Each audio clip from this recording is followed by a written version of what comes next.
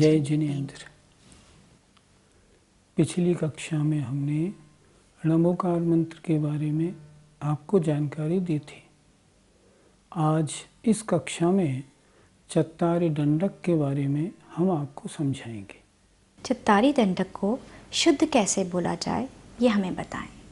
चत्तारी मंगलम, अरिहंता मंगलम, सिद्धा मंगलम, साहू मंगलम, केवली पर्णतो धम्मो मंगलम। चत्तारि लोगुत्तमा, अरिहंता लोगुत्तमा, सिद्धा लोगुत्तमा, साहू लोगुत्तमा, केवली पर्णतो धम्मो लोगुत्तमो। चत्तारि शरणं पवज्यामि, अरिहन्ते शरणं पवज्यामि, सिद्धे शरणं पवज्यामि, साहू शरणं पवज्यामि, केवली पर्णतं धम्मं शरणं पवज्यामि।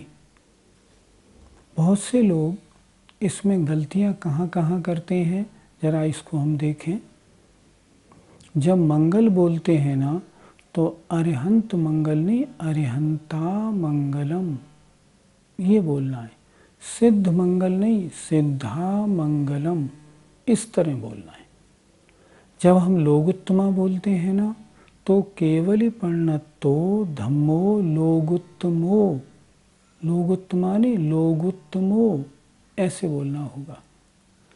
पवज शरणम पवज्यामि में चत्तारि शरणम पवज्यामि ये शुद्ध उच्चारण है। अक्सर लोग कैसे बोलते हैं, चत्तारि शरणम पवज्यामि, ये गलत हो गया, ऐसे नहीं बोलना।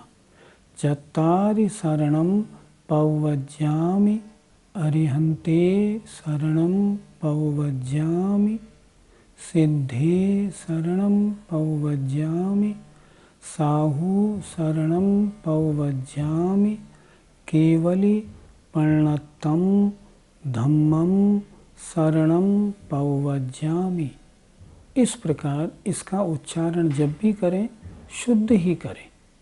इसमें दिक्कत क्या है, जो पूजा की किताबें हमारे पढ़ने में आती हैं उनमें भी ये चत्तारी दंडक शुद्ध नहीं लिखा हुआ है। इसलिए हम किताब देख के पढ़ लेते हैं, अशुद्ध ही हमारे बोलने में आता है। जो मैंने समझाया है उसको इसी अनुसार बोलेंगे तो वह शुद्ध होगा। चत्तारी दंडक का शुद्ध उच्चारण सुनने में बहुत अच्छा लगा, पर कुछ समझ में नहीं आया, इसलिए आप थोड़ा इसका मीनिंग समझाएं। चत्तारी का अर्थ होता है ये चार। जैसे चत्तारि मंगलम, ये चार मंगल हैं। अरिहंता मंगलम, अरिहंत भगवान मंगल हैं। सिद्धा मंगलम, सिद्ध भगवान मंगल हैं। साहू मंगलम, साधु परमेष्ठी मंगल हैं। केवली पर्णतो धम्मो मंगलम, केवली माने केवली भगवान के द्वारा, पर्णतो माने प्रणीत अर्थात कहा गया जो धर्म है वह मंगल है। आगे देखें, चत्तारि लोगुत्तमा, ये चार लोक में उत्तम हैं। अरिहंता लोगुत्तमा, अरिहंत भगवान लोक में उत्तम हैं। सिद्धा लोगुत्तमा, सिद्ध भगवान लोक में उत्तम हैं। साहू लोगुत्तमा, साधु परमेष्ठी लोक में उत्तम हैं। केवली पर्णतो धम्मो लोगुत्तमो, केवली भगवान के द्वारा पर्णतो माने कहा गया धर्म लोक में उत्तम है। चत्तारि शरणं पवज्यामि, चत्तारि माने इन चार की, शरणम माने शरण को, पवज्यामि प्राप्त होता हूँ।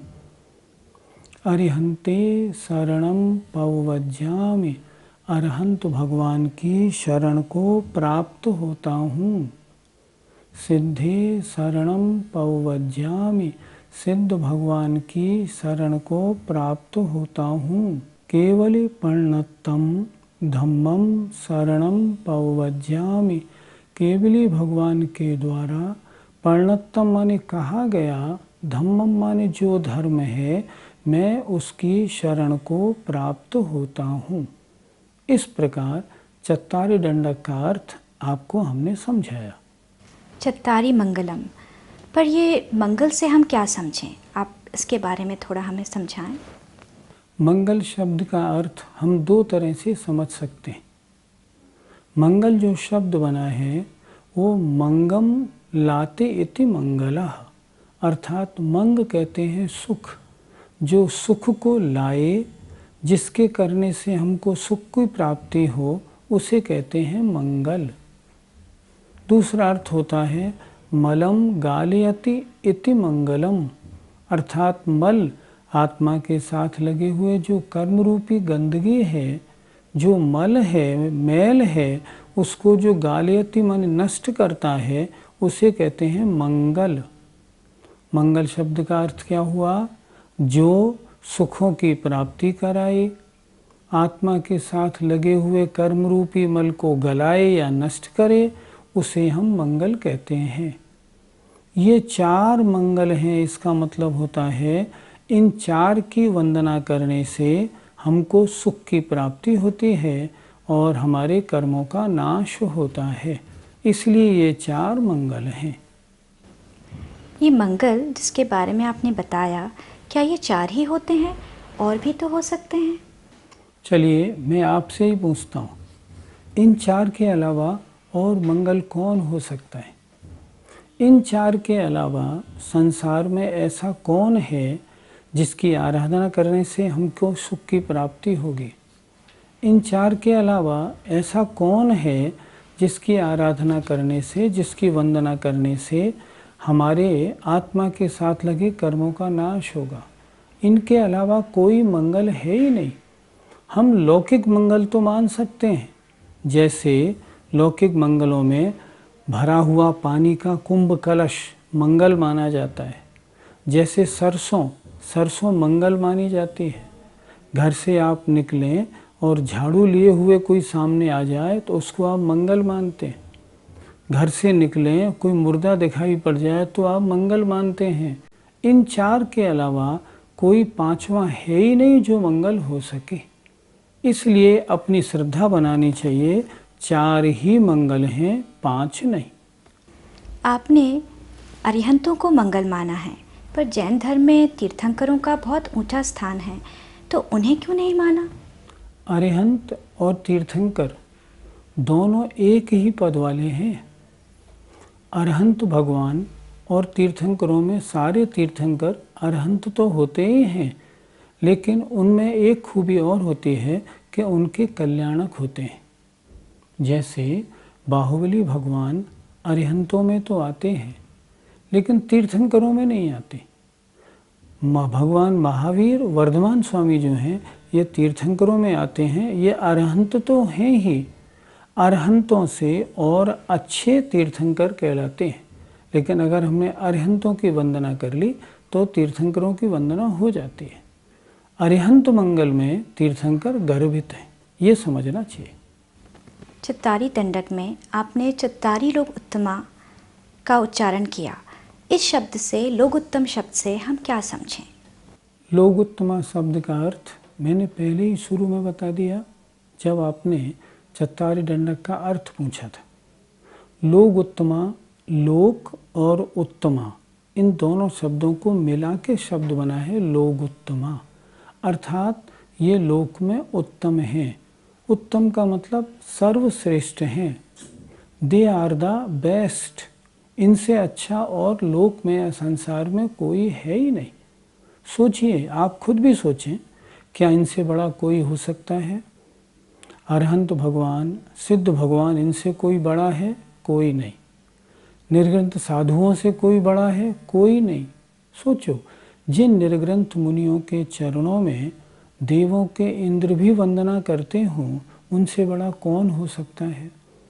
और एक वंदना हमने की केवली परिणतो धम्मो, तो क्या केवली भगवान के द्वारा कही गई धर्म से लोक में और कोई श्रेष्ठ है? कोई नहीं।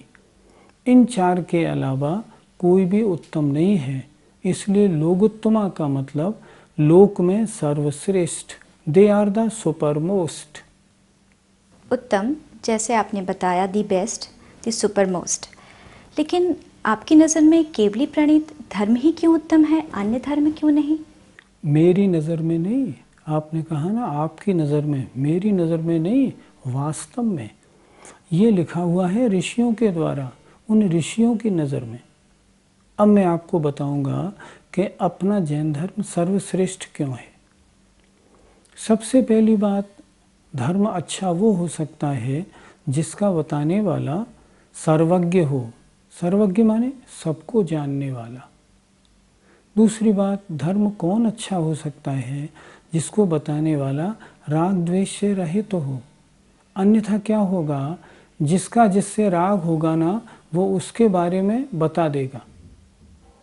तीसरा, कौन सा धर्म अच्छा हो सकता है? जो हित के उपदेश देने वाले तीर्थंकरों के द्वारा कहा गया हो।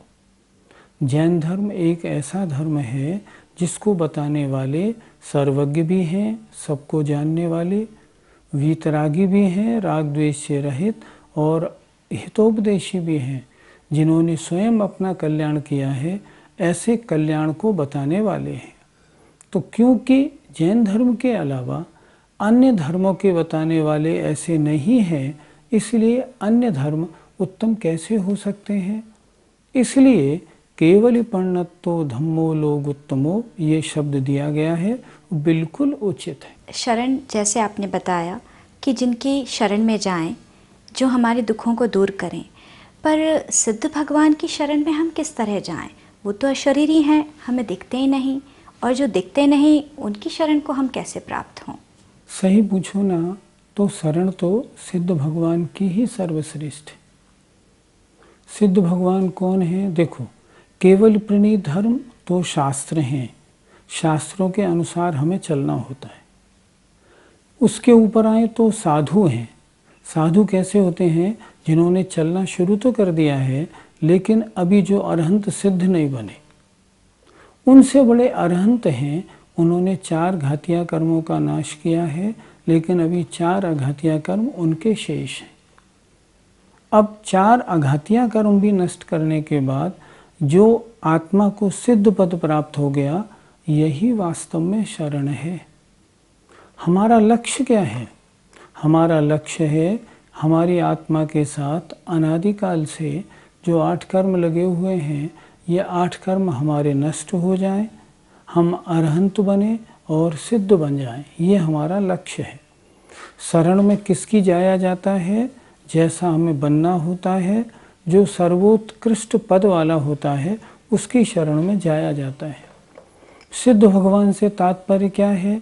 आत्मा की जो परम शुद्ध दशा है, वह सिद्ध हैं, जिन्होंने तपस्चरण करके आत्मा के साथ लगे हुए कर्म मैल को पूरी तरह धो डाला है, जो परम स्वच्छ अवस्था को प्राप्त हो गए हैं, जो सिद्ध परमेष्ठी कहलाते हैं, जो लोक के ऊपर शिखर पर विराजमान होते हैं, वे कहलाते हैं सिद्ध। वास्तव में तो हमें उन्हीं की शरण है। क्यों? क्योंकि वे हमारे लक्ष्यभूत हैं। हमें सिद्ध पद प्राप्त करना है। जिस व्यक्ति को जैसा पद प्राप्त करना होता है, वो वैसे ही जीव की शरण में जाता है। हम पहले धर्म की शरण में गए ताकि वो हमें मार्ग बताए, फिर हम साधु की शरण में आए ताकि हम उनसे निर्ग्रंथ दिगंबर अवस्था प्राप्त कर चलना सीखें, फिर हम अरहंतों की शरण में आए, हम 4 घातिया कर्मों को कैसे नष्ट करें, ये हम उनसे सीखें। जिस व्यक्ति को जैसा पद प्राप्त करना होता है, वो वैसे ही जीव की शरण में जाता है। हम पहले धर्म की शरण में गए ताकि वो हमें मार्ग बताए, फिर हम साधु की शरण में आए ताकि हम उनसे निर्ग्रंथ दिगंबर अवस्था प्राप्त कर चलना सीखें, फिर हम अरहंतों की शरण में आए, हम 4 घातिया कर्मों को कैसे नष्ट करें, ये हम उनसे सीखें, और सिद्ध भगवान के दर्शन से, सिद्ध भगवान की पूजा करने से हमको ये ज्ञात होता है कि आत्मा शुद्ध कैसी बनती है, आत्मा शुद्ध कैसी होती है। इसलिए सर्वश्रेष्ठ शरण, या हम ये भी कहें वास्तविक शरण तो सिद्ध भगवान ही हैं। जिनको अपनी आत्मा को परम शुद्ध बनाना हो, उनको सिद्ध भगवान के अलावा और शरण कोई नहीं हो सकता। अन्य सबको भी सिद्ध भगवान शरण हैं।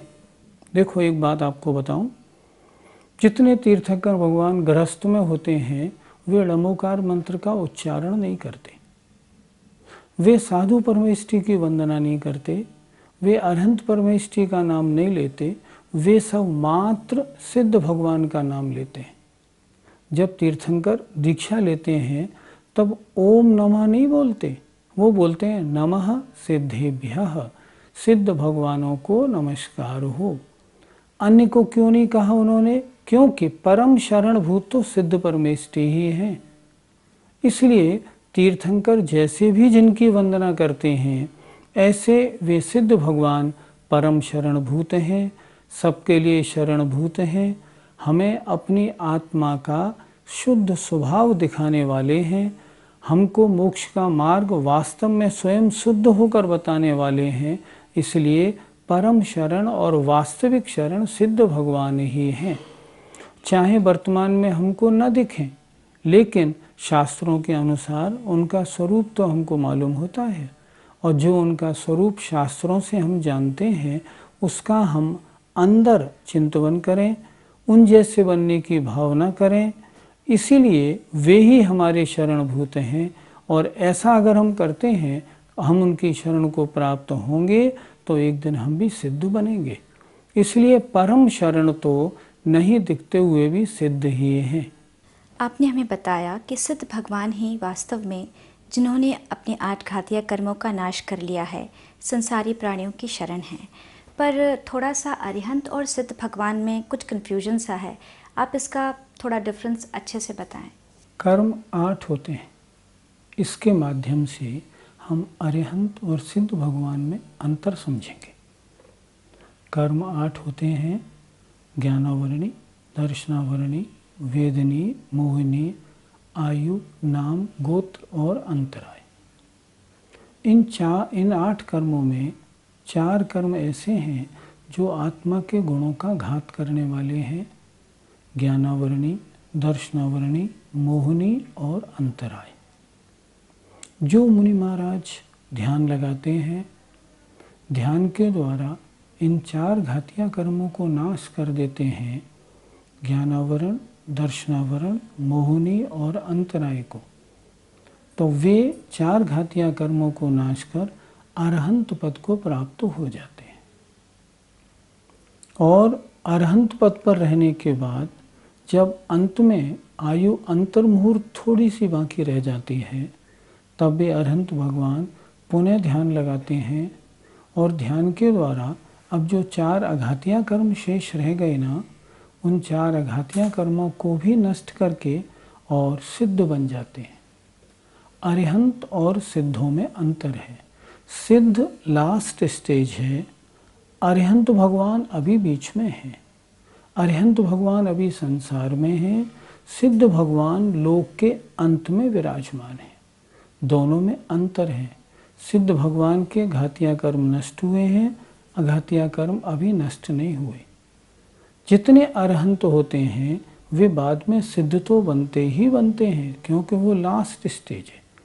इसलिए हम इसको ऐसा समझें, जिनके जो परमात्मा शरीर सहित है वे अरहंत हैं, जो परमात्मा शरीर रहित हैं वे सिद्ध भगवान हैं।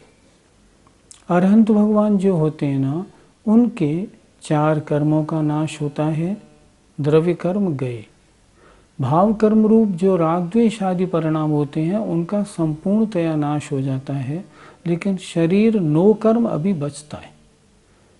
अरहंत भगवान को 3 का नाश करना था, द्रव्य कर्म, भाव कर्म, 9 कर्म। उसमें भाव कर्म अभी नष्ट हुए, द्रव्य कर्म और 9 कर्म शेष रह गए। 9 कर्म माने शरीर। तो जब वे अरहंत भगवान सारे द्रव्य कर्मों को और शरीर को भी नष्ट कर देते हैं। जब आत्मा शुद्ध बचती है, जब आत्मा शरीर रहित हो जाती है, जब अपनी शुद्ध अवस्था को प्राप्त हो जाती है, तब वो कही जाती है सिद्ध। देखिए, नाम भी क्या रखा है, सिद्ध, जिनका सारा कार्य सिद्ध हो चुका। जो अपना सारा कार्य पूर्ण कर चुके हैं उन्हें हम कहते हैं सिद्ध। और कार्य हमें क्या करना है, आत्मा के साथ लगे हुए कर्म रूपी मैल को आत्मा से अलग हटाना है। तो जिनके 4 घातिया कर्म नष्ट हुए वे अरिहंत भगवान, वो अभी संसार में हैं। और जिनके 8 कर्म नष्ट हो जाते हैं वो सिद्ध भगवान, वो लोक के अंत में जाकर विराजमान हो जाते हैं। ये इन दोनों में अंतर है। जितने अरिहंत हैं सब सिद्ध बनते हैं। जितने तीर्थंकर हैं वे तीर्थंकर पहले अरहंत अवस्था में रहते हैं, उसके बाद सब सिद्ध बनते हैं। जैसे भगवान आदिनाथ, भगवान पार्श्वनाथ, भगवान महावीर तीर्थंकर बने। अगर आप किसी के मन में ये विचार आए ये आजकल कहाँ पे हैं, ये अरिहंत के बाद आयु समाप्त होते समय ध्यान करके 4 अघातिया कर्मों को और नष्ट करके सब सिद्ध बन गए। आज वे सब ऊपर सिद्धालय में परम शुद्ध आत्म स्वरूप में विराजमान हैं। सभी अरहंतों को नियम से सिद्ध बनना ही होता है। आज के हमारे इस बात चत्तारी दंडक से हमें क्या शिक्षा मिलती है? ये चत्तारी दंडक पाठ नित्य दर्शन पूजन में नमोकार मंत्र के बाद बोलने योग्य है। ये हमको इस बात को बताता है कि लोक में 4 ही उत्तम हैं, 4 ही मंगल हैं और 4 ही हमारी शरणभूत हैं। हमें अपनी श्रद्धा ऐसी बनानी चाहिए कि इस 4 के अलावा और किसी को भी हम पूज्य नहीं माने, किसी की शरण में नहीं जाएं, किसी को भी लोक में उत्तम ना समझें। जो वास्तविकता है, वास्तव में इनसे बड़ा हो भी कौन सकता है। इसलिए आज हमें ये शिक्षा मिलती है, हम अपना पूरा जीवन 4 के चरणों में समर्पित करेंगे। अरहंत भगवान, सिद्ध भगवान, निर्ग्रंथ साधु और केवल प्रणीत जैन धर्म के। क्यों? क्योंकि 4 ये चारों ही मंगल हैं, चारों ही उत्तम हैं। अतः हम इनके अलावा किसकी शरण में जाएं? अन्य देवी देवता तो इनके चरणों के सेवक हैं। ये आज के इस पाठ से शिक्षा मिलती है। आज की कक्षा हमारी पूरी होती है। अब हम चलते हैं। जय जिनेंद्र।